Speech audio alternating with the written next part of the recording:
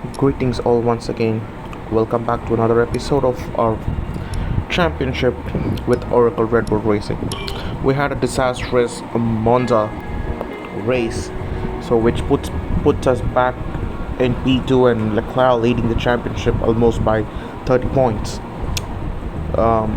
It's a deficit for us. Of course, I quit that race because I don't want to get much car there because anyhow I was aiming for a victory, but I couldn't get a victory. I know that I won't win there, so I quit the race so that I could focus on much more in the next upcoming GPs. Welcome here for the Singapore Grand Prix.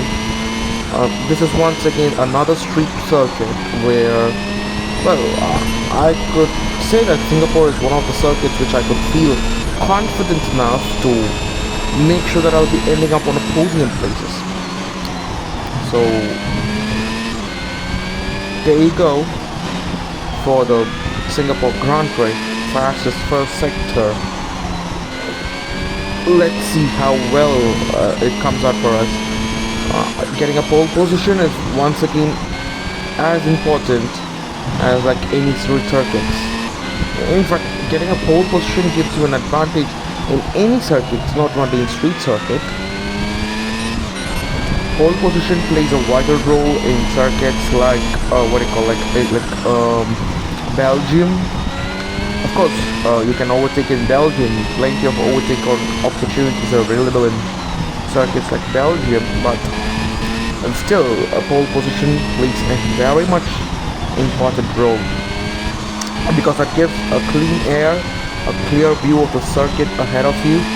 A good launch could help you in building up some gaps to the people who are starting behind you. So here we are coming to the end of a qualifying run. So we go pole with Leclerc P2. So I out-qualify Charles Leclerc in qualifying as it is. So let me hope that I get a good race day and a good race result. Fingers crossed going into the Singapore GP for round number 9 in Aquarium mode. This is how the grid looks, and it's time to get started. 5 red lights ahead of me and it lights out, and there we go. We do get a perfect launch of the start. As you can see there, Leclerc trying to cut me around, but somehow I escaped the chaotic lap 1 incident. Looking behind, it's Carlos Sainz made a move on Charles Leclerc. The Spaniard is helping me really well whenever it requires. Remember, Carlos Sainz getting a crucial P2 in Netherlands, which helped us to take the championship in our hand, and of course we made a mistake in Monza so that we lose the championship there.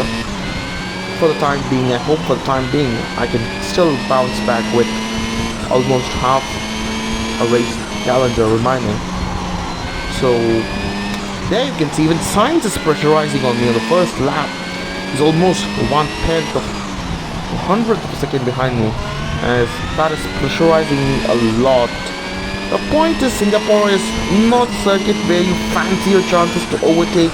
There are minimum overtaking zones, like coming to the end of second sector, that one area where you can overtake, and down the Anderson Bridge, and start-finish straight lines. This corner is not fit for overtaking. So one thing is for sure, that if you have a good car under your belt and a good lead, even you can fend off your opponents even though they are pressurizing you. See, almost 1 second separating all 4 of us from me, from Sainz, and then Leclerc and Perez. I got a good momentum in the final sector.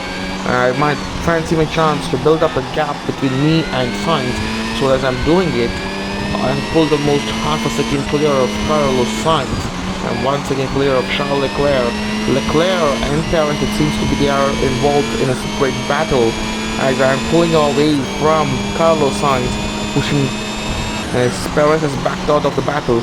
Sainz might think about coming back at me in the last stages. I am vulnerable in sector 2 because as you can have seen me, I have not set a personal best in the second sector in both qualifying as well as the first lap. So as here, I'm sure that this run is not going to give me the best of Sector 2 timing. It's fingers crossed, because I could see there on the timing chart both Sainz and Leclerc were gaining on me through Sector 2. But I am stronger in Sector 1 and 3, guys. That could help me defend against the Scuderia boys, who are looking a bit more racier in the video game rather than the real life. In real life, Ferrari got off to a flying start in Bahrain, Saudi Arabia. Even though Max got the victory in Saudi Arabia, they looked racy.